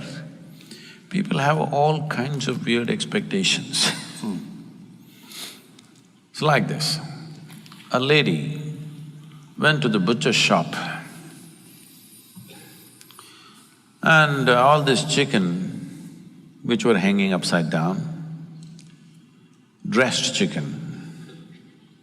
Poor chicken, feathers are their dress. You rip it off and say they're dressed. So she went to this chicken and lifted one leg, smelled, wrinkled her nose, lifted a wing, wrinkled her nose, like this she was going from chicken to chicken. it was having an effect on the rest of the customers. So the butcher saw it's having an effect, so he went and tapped on her shoulder. She turned around. So he asked, "Ma'am, can you pass a test like that?"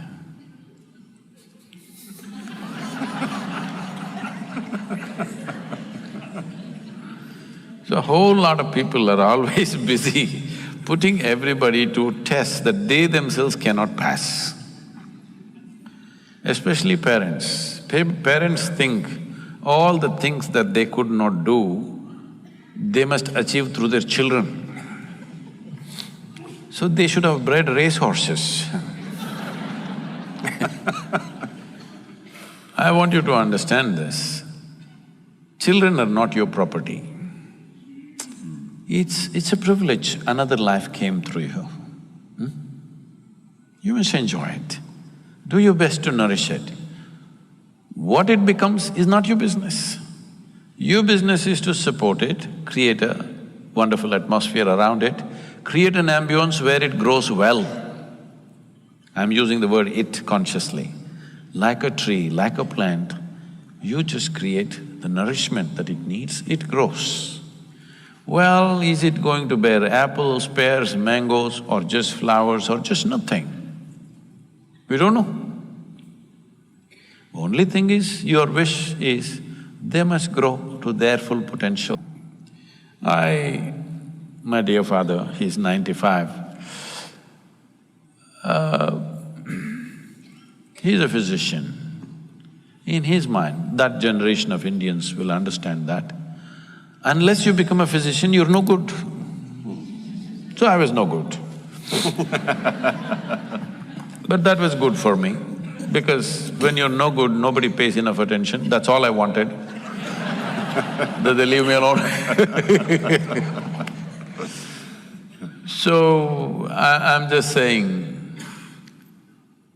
you know, he's always worried, what will happen to this boy? His concern is this boy has no fear in his heart, what will happen? So one day when I was 11 years of age, he said this, you know, I came home with a 12-foot cobra, he was my friend. And he said, this boy has no fear in his heart, what will happen? Then I asked him, when did fear become a virtue? When did this happen? He said, see, I told you he has no fear in his heart. I said, that's fine, but when did fear become a virtue? Why is it like this? Why fear, anger, all this? Well, if you want to do something that you really want to do, if you think you're going to do it with everybody's approval, I'm sorry, life doesn't happen that way. It is just that whatever the hell you want to do, just do it well. Once there is success, your parents and your uncles and your aunts, everybody says, wonderful. All right. They want success, they're only afraid. They have every right to be concerned about you. They have every right, because they brought you up. They're concerned whether you will do well or not. They have every right to be concerned, but that concern should not become control.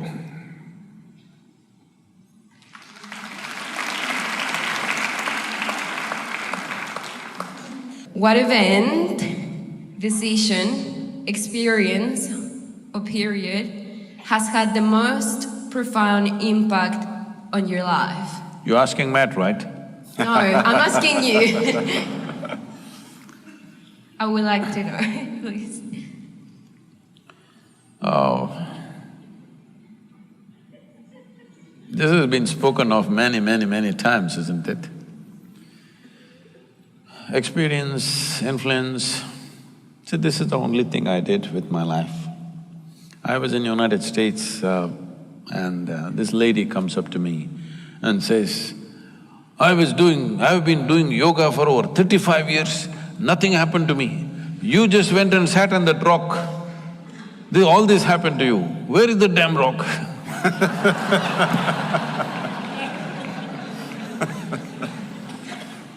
And now the rock is becoming famous.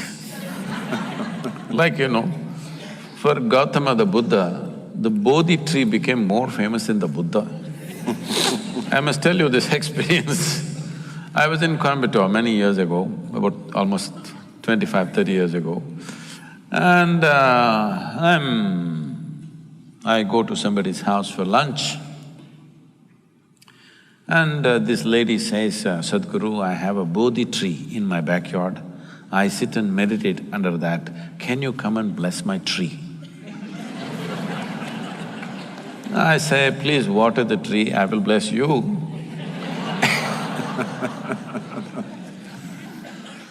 She said, no, you must come and bless the tree. I thought, let me go into the backyard.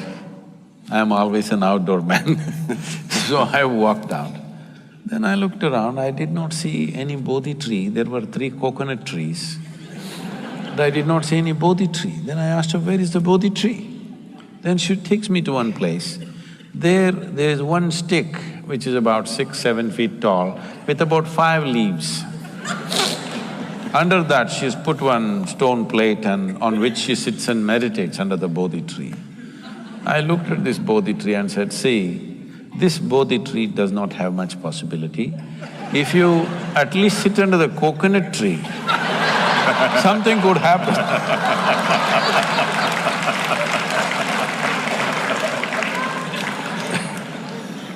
Under coconut tree, things happen.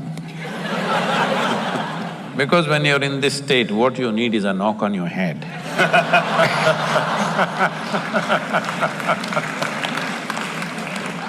So, what is the most significant influence? This is all I did in my life. From early childhood, I did not allow either family, my genetics, my social situations, the religious situation around me, political situations around me, whatever around me, I did not allow myself to be influenced by any of those things. This is why I keep repeating, I am an uneducated guru, because I refuse to be educated. To remain uneducated is not easy. Yes, sir, because from the moment you're born, everybody wants to teach you something that's not worked in their life.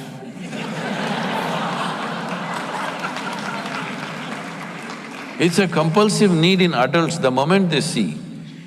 You know, like